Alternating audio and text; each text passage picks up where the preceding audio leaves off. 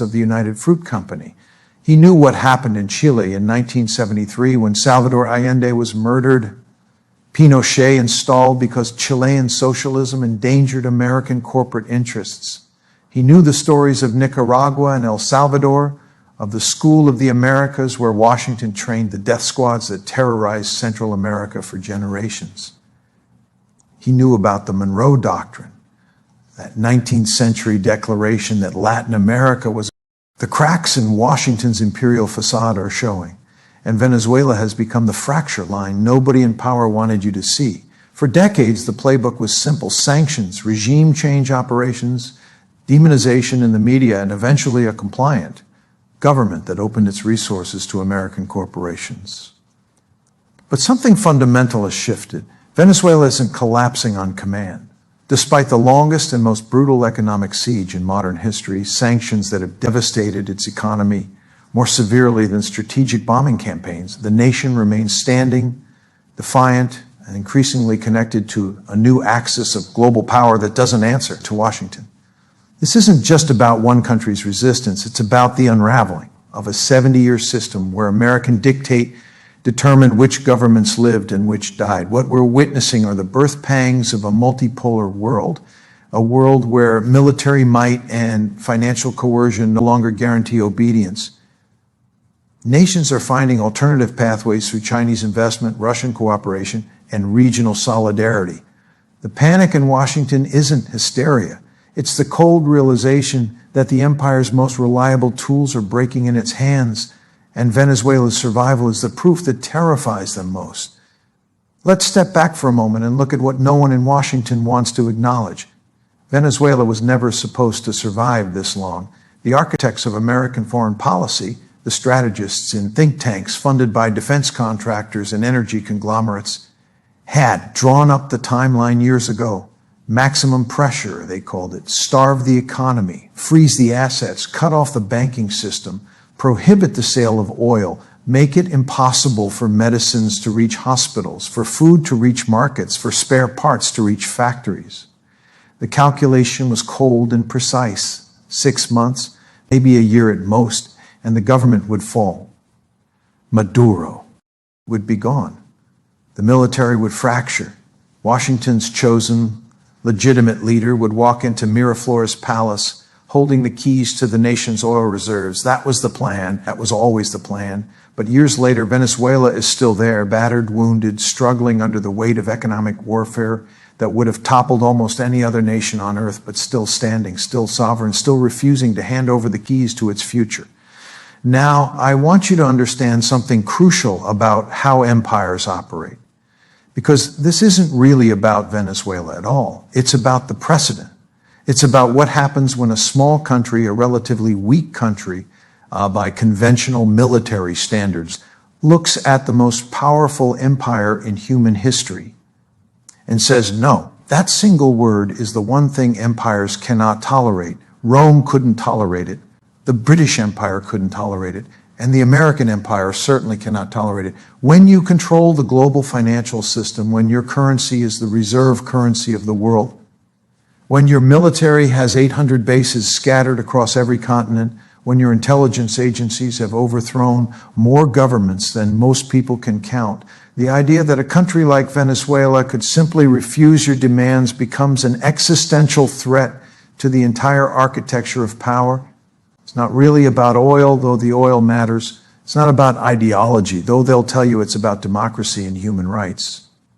It's about obedience, about maintaining the system in which Washington decides which governments are legitimate and which are not, where American economic interests outweigh national sovereignty, and where the so-called rules-based international order means rules that America writes and everyone else follows.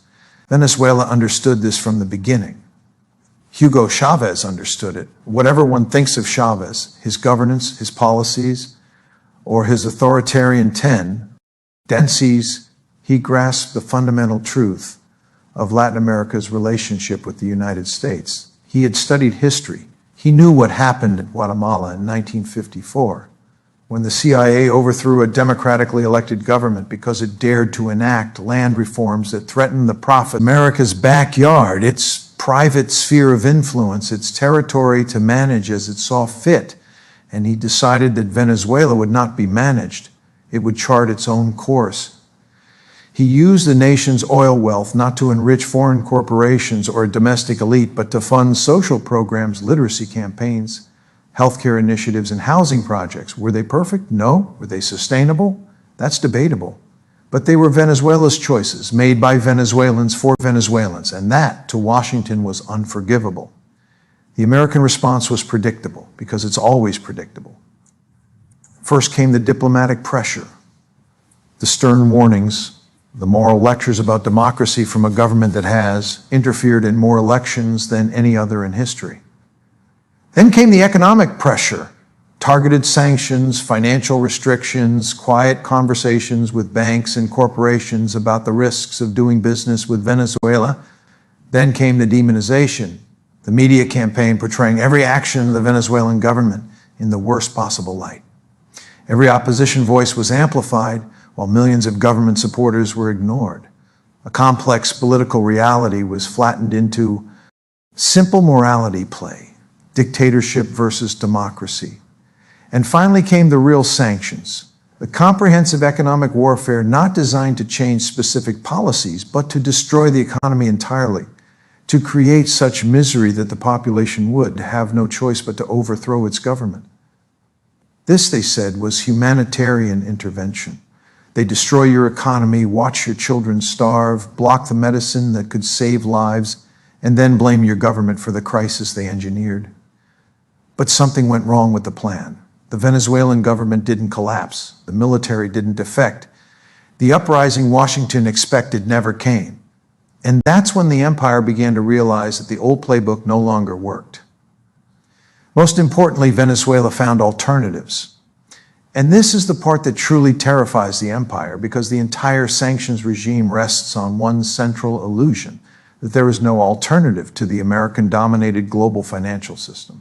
If you're cut off from SWIFT, if you can't access dollars, if U.S. banks won't touch your transactions, then you're supposed to be finished. That's the leverage. That's the power. That's the myth that keeps smaller nations obedient. But Venezuela refused to vanish. It started selling oil to China in yuan, deepened its economic and military ties with Russia, and built new trade channels through Turkey, Iran, and India, countries that were willing to defy U.S. pressure and find creative ways to keep the Venezuelan economy alive under siege. And this is where the real panic began in Washington.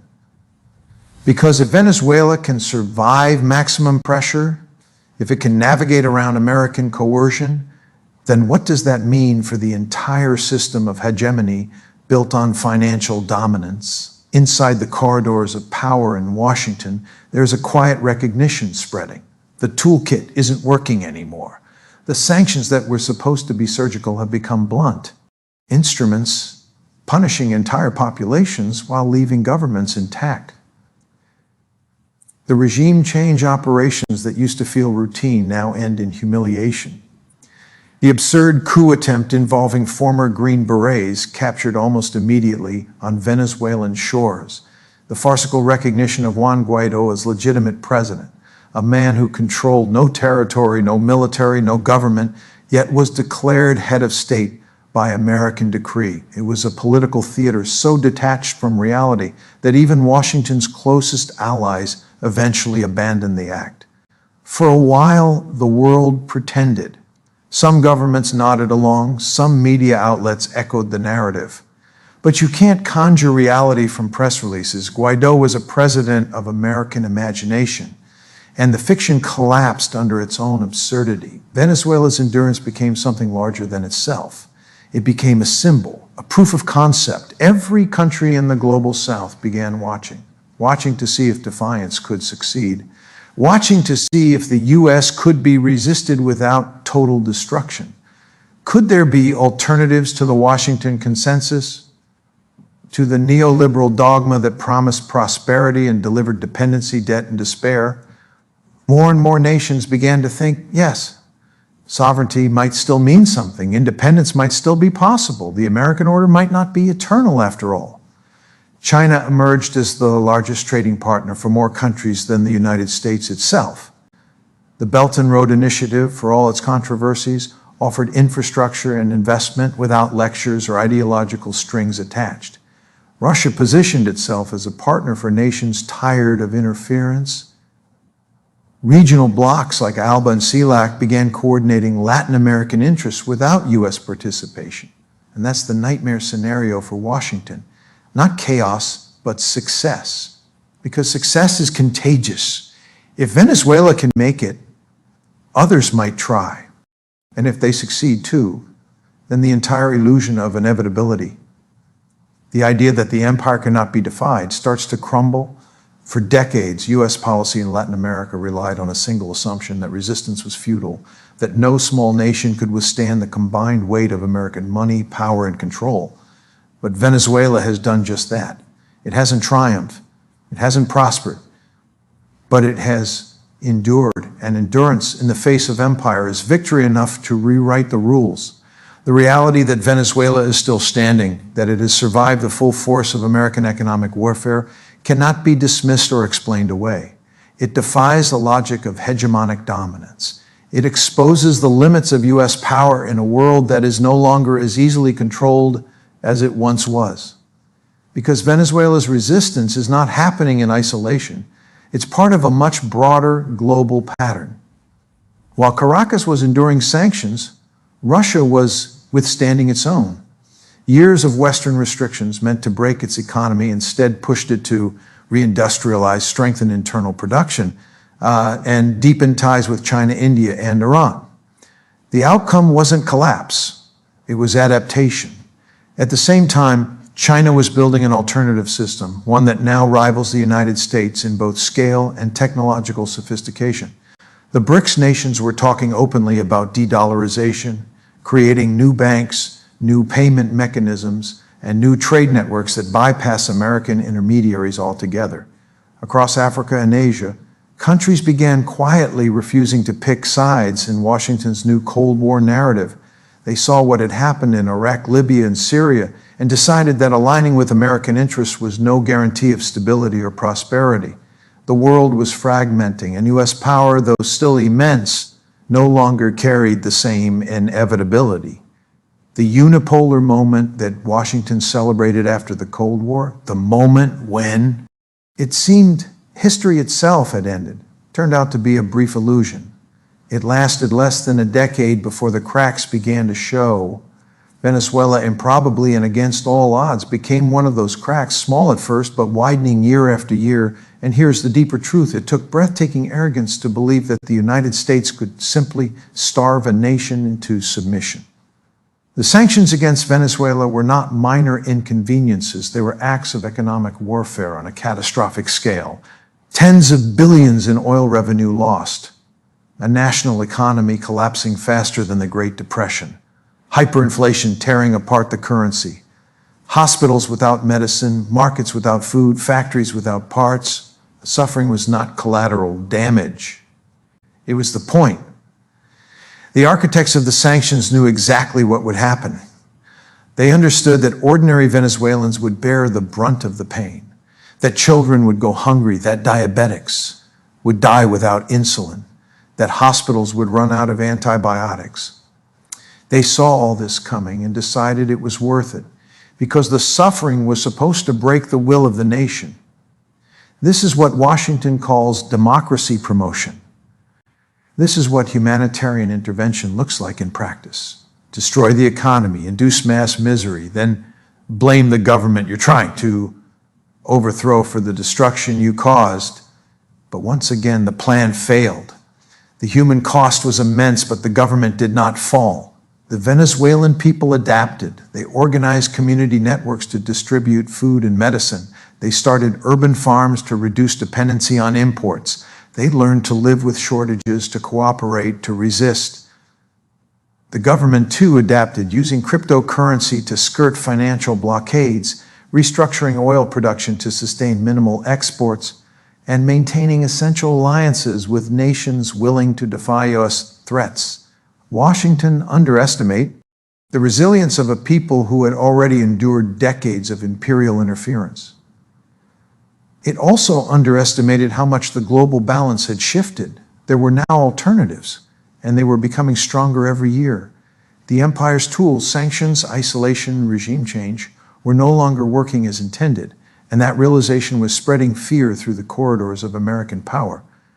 Because if economic coercion no longer guarantees obedience, what does the empire really have left?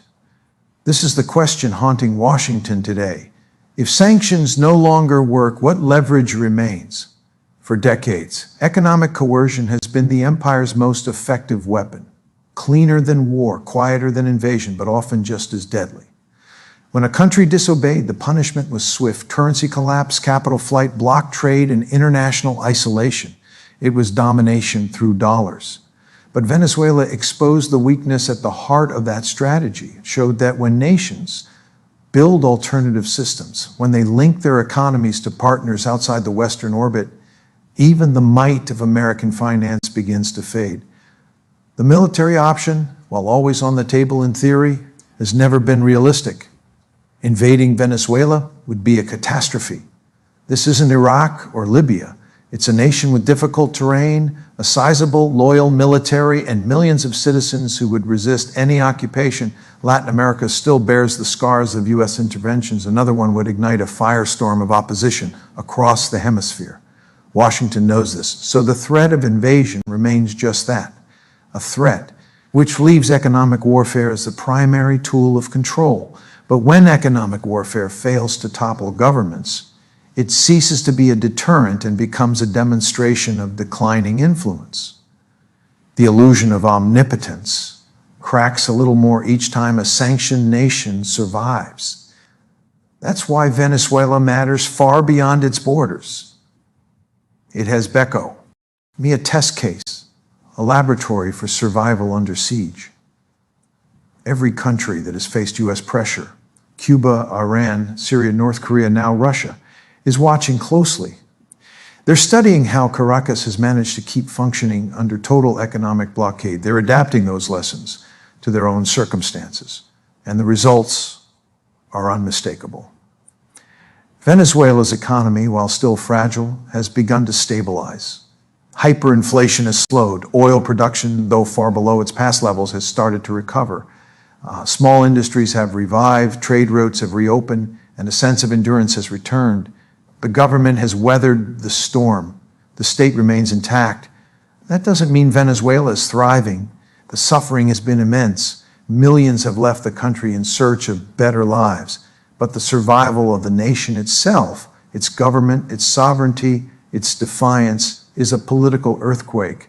It proves that resistance is possible. For Washington, this is a nightmare because the entire post-World War II order, the system of global dominance built on the dollar, the threat of sanctions, and the promise of intervention, depends on one thing: the belief that saying no to the United States is suicidal. Venezuela has shattered that belief. And when one nation breaks the spell of inevitability, others begin to follow. The logic of fear starts to erode. Confidence grows among those who were once silent. The empire's greatest weapon, the perception of invincibility, begins to fail.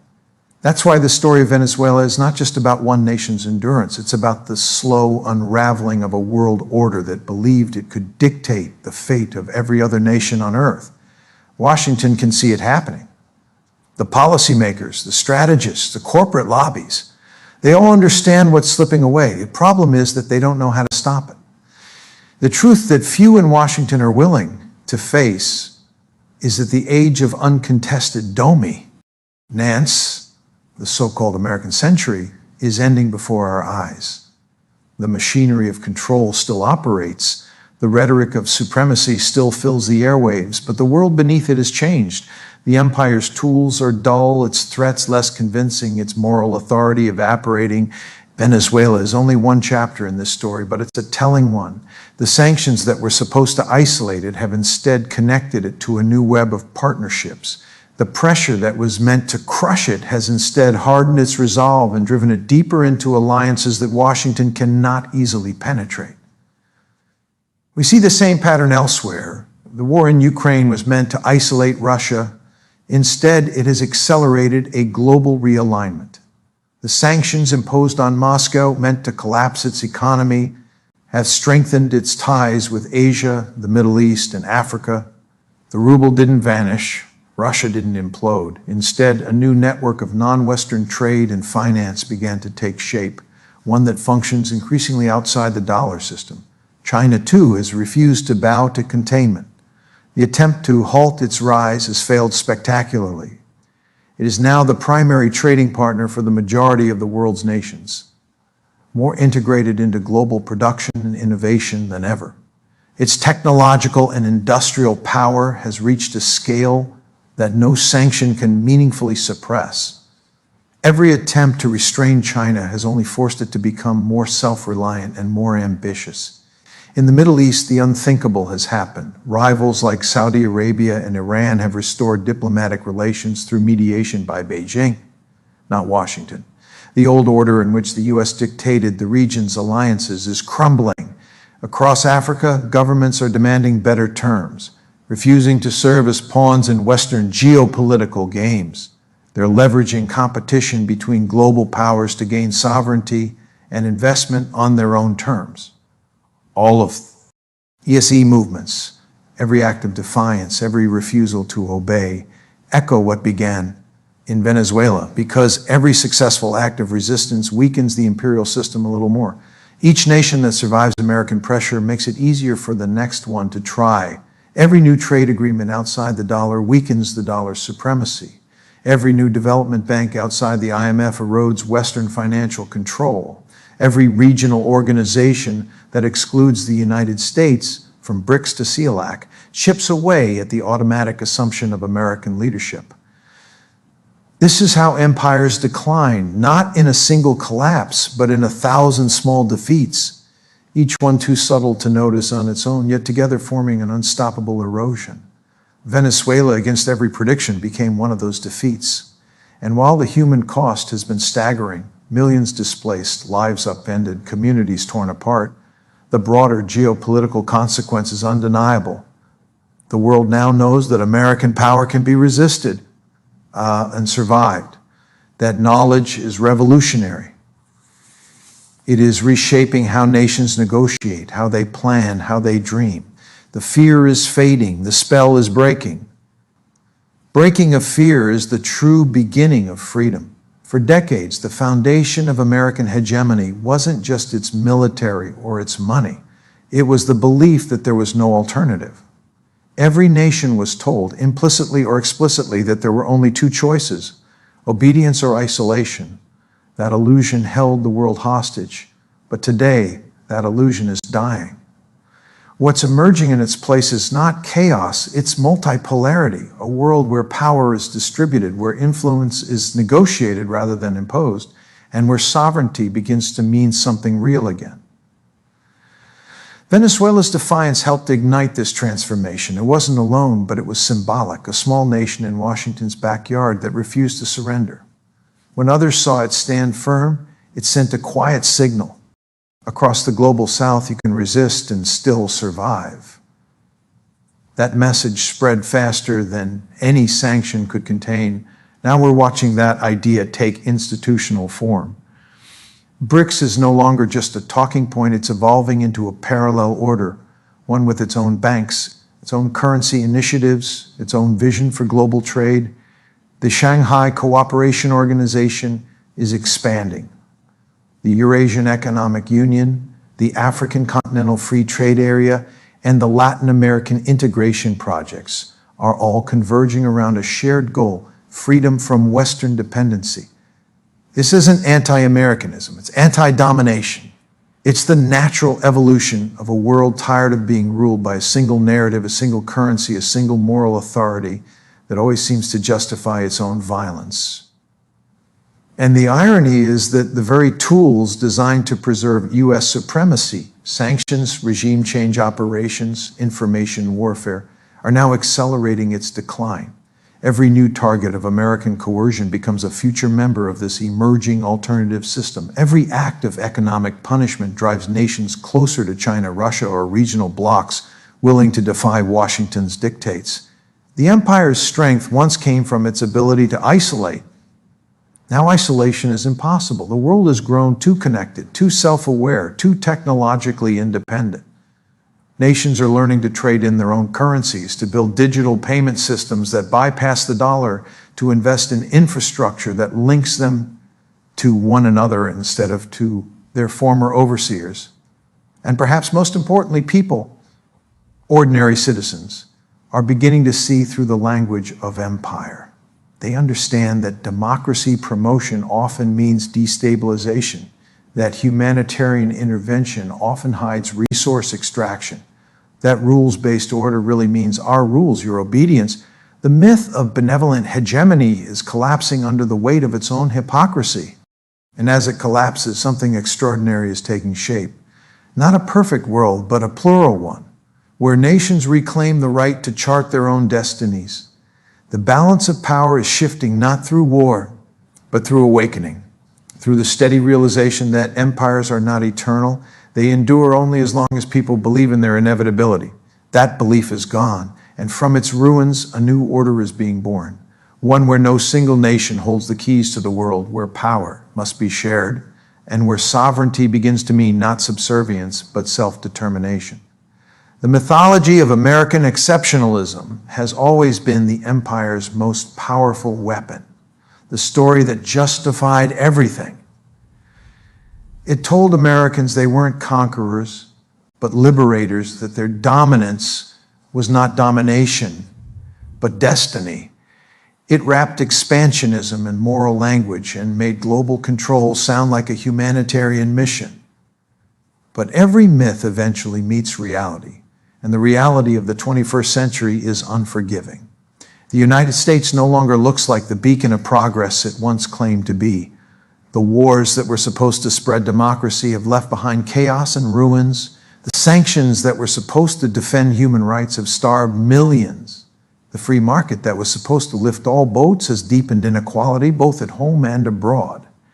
And as the facade crumbles, the world is beginning to see the empire not as exceptional, but as ordinary, driven by the same ambitions, fears, and corruptions that plagued every empire before it. Venezuela's resistance helped expose that truth. When Washington froze its assets, blocked its trade, and called it a dictatorship for refusing to obey, the rest of the world took note. They saw how quickly the rhetoric of democracy turned into the machinery of coercion. They watched the same playbook used in Iraq, Libya, and Syria unfold again, only this time the narrative didn't hold. Becca. Use people everywhere are more connected, more informed, and less easily deceived. Information doesn't flow in one direction anymore. Independent journalists, global South media networks, and decentralized platforms have shattered the monopoly of Western storytelling. The empire can still lie, but it can no longer lie alone. American exceptionalism depended on moral superiority, on the belief that U.S. power was uniquely righteous. But moral authority cannot coexist with hypocrisy. You cannot claim to defend freedom while arming dictators. You cannot claim to promote peace while encircling the planet with military bases. You cannot preach sovereignty while toppling governments that disagree with you.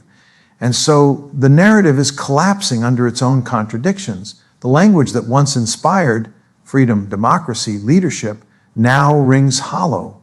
The rest of the world hears these words and sees drones, sanctions, coups, and chaos.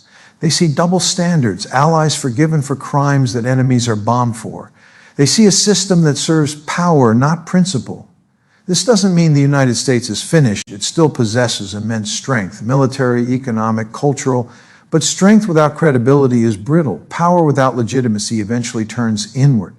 And that's exactly what we're witnessing, an empire losing the ability to justify itself, both to others and to its own people. At home, the same arrogance that defined U.S. foreign policy now corrodes its domestic core. Infrastructure decays, inequality widens, trust erodes. The empire that once projected stability abroad now struggles to maintain it within its own borders.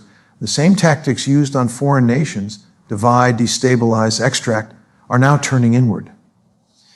This is the twilight of American exceptionalism, not the end of America itself, but the end of the illusion that it stands above history, the end of the belief that it can act without consequence, the end of the idea that its power is permanent, benevolent, or ordained. What replaces it will define the next century. A humbler America could coexist peacefully in a multipolar world, a nation among nations, rather than an empire above them. But if it clings to the myth of exception, if it refuses to accept the limits of its own reach, it risks collapsing under the weight of its own denial. The world is ready to move on. The question is America?